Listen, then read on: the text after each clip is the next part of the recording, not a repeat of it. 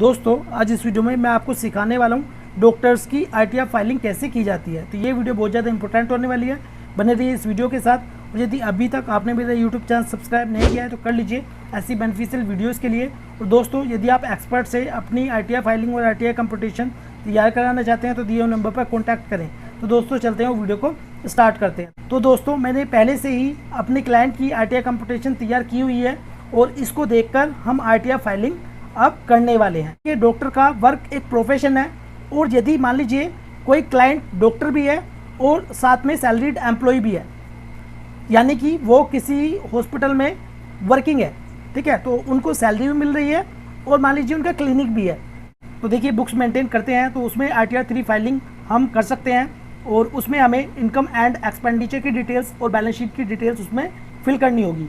Otherwise हम RTI 4 भी file कर सकते हैं अंडर सेक्शन 44 एडीए में 50% मार्जिन में, ठीक है। तो आज हम इस वीडियो में 50% मार्जिन में आरटीआई फाइलिंग करने वाले सेक्शन 44 एडीए में। तो दोस्तों अब हम चलते हैं और आरटीआई फाइलिंग करना स्टार्ट करते हैं। तो हमें जाना है फाइल नाउ पर, ठीक है, हम इस पर क्लिक करेंगे। क्लिक करने के बाद अब यहाँ पर सिलेक्ट असेसमेंट ईयर, जो कि करंट असेसमेंट ईयर है 23-24 और हम ऑनलाइन मोड में आरटीआई फाइलिंग करने वाले हैं। तो इसे कंटिन्यू पर क्लिक करेंगे, फिर उसके बाद स्टार्ट न्यू फाइलिंग पर क्लिक करेंगे।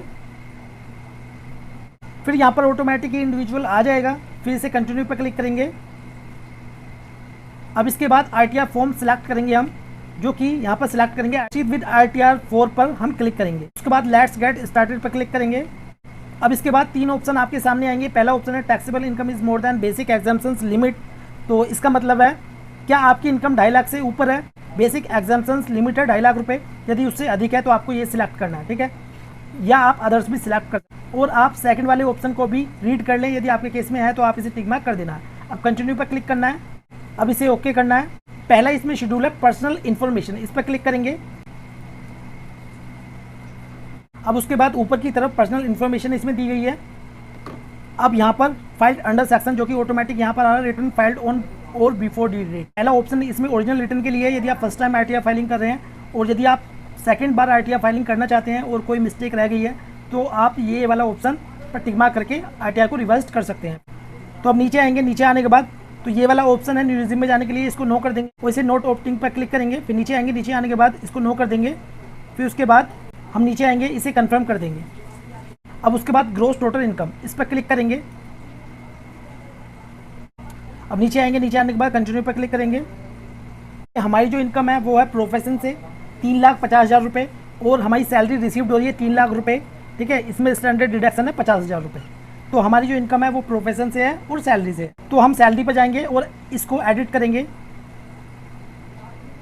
और यदि आपके पास फॉर्म 16 है तो इसमें ऑटोमेटिक ही फिल होकर आ जाएंगी सैलरी की डिटेल्स, ठीक है, उसको रीचेक करके आप इसमें फिल कर सकते हैं।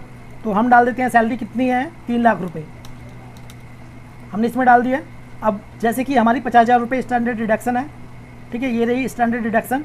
तो टोटल सैलरी कितनी होगी, 2.5 लाख रुपये, 2.5 लाख रुपये, ठीक है, इसे सेव कर देंगे।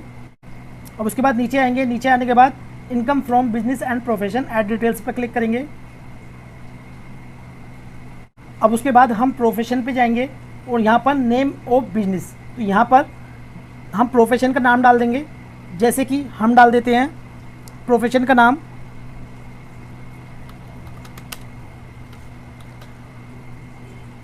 फिर उसके बाद बिजनेस कोड। अब देखिए इसमें हमें बिजनेस कोड डालना है, तो हम थोड़ा नीचे आएंगे, नीचे आने के बाद इसमें प्रोफेशन भी दिया हुआ है। लेकिन यदि आपका क्लिनिक है, यदि आपका क्लिनिक है तो आपको इसका कोड है 18,010, ठीक है, इसे मेडिकल क्लिनिक, ठीक है, इस पर हम सिलेक्ट करेंगे क्योंकि हमारे केस में मेडिकल क्लिनिक है। अब इसको ऐड पर क्लिक करेंगे।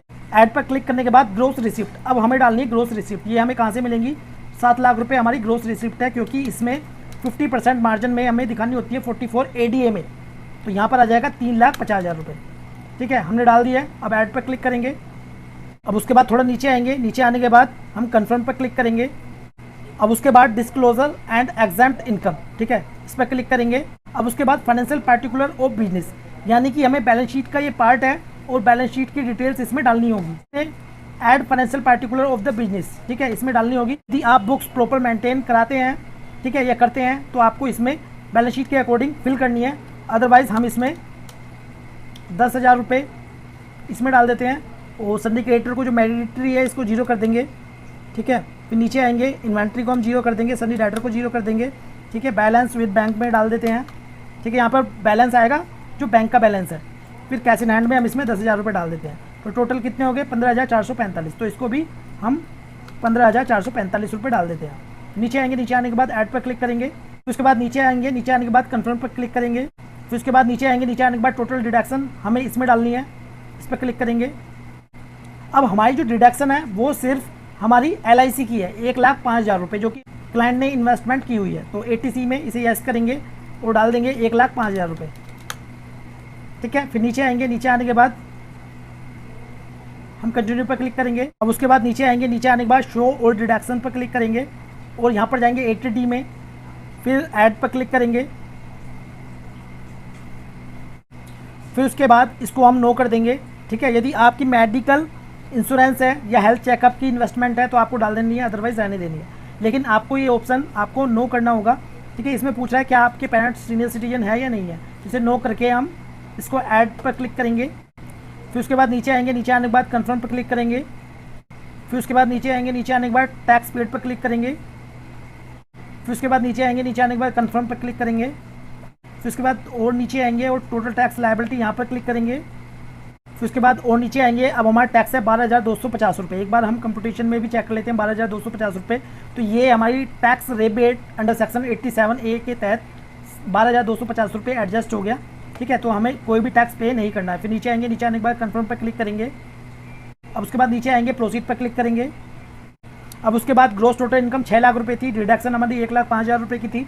तो टैक्सेबल इनकम कितनी होगी? 4,95,000 रुपये। नीचे आएंगे, नीचे आने के बाद प्रीव्यू रिटर्न पर क्लिक करेंगे। अब उसके बाद प्रोसीड टू प्रीव्यू पर क्लिक करेंगे। तो ये ITR फॉर्म है, इसको केयरफुली रीड करके, ठीक है, सबसे नीचे आएंगे और इसको प्रोसीड टू वैलिडेशन पर क्लिक करेंगे। जैसे कि आप देख सकते हैं वैलिडेशन सक्सेसफुली लिखा हुआ आ चुका है, यानी कि इसमें एरर कोई भी नहीं है। अब हमें क्या करना है? हमें ITR, अब इसके बाद ITR की वेरिफिकेशन करनी है। तो प्रोसीड टू वेरिफिकेशन पर क्लिक करेंगे। ये क्लिक करने के बाद वैलिडेशन जब लिखा हुआ आ जाएगा सक्सेसफुली, तो आपको अपनी ITR को वेरिफिकेशन करनी है ITR की, ठीक है। तो वो आप आधार OTP से भी कर सकते हैं या DSC से भी कर सकते हैं, नेट बैंकिंग से कर सकते हैं या डीमेट अकाउंट से भी कर सकते हैं। लेकिन सबसे अच्छा जो ऑप्शन है वो है आधार OTP से, ठीक है। आपके आधार में जो मोबाइल नंबर रजिस्टर्ड होगा उस पर OTP जाएगा और वो OTP आपको डालना होगा, ठीक है। डालने के बाद आपकी ITR जो है वो E-वेरीफाइड हो जाएगी। तो दोस्तों इसी प्रकार ही आपको ITR फाइलिंग करनी थी डॉक्टर्स के लिए। तो ये वीडियो आपको कैसी लगी प्लीज़ कमेंट बॉक्स में जो बताएं। वीडियो आपको अच्छी लगी प्लीज़ लाइक कर दें और इस वीडियो को शेयर करें अपने फ्रेंड्स के साथ। और यदि आपकी कोई क्वारी है तो मुझे कमेंट बॉक्स में कमेंट करिए, मैं आपका क्वेश्चन का आंसर जरूर दूंगा। अभी भी यदि आपको डर लगता है ITR फाइलिंग करने में तो आप एक्सपर्ट से भी अपनी ITR फाइलिंग करा सकते हैं दिए हुए नंबर पर कॉन्टैक्ट करके। तो मिलते हैं नेक्स्ट वीडियो में, जब तक के लिए जय हिंद जय भारत।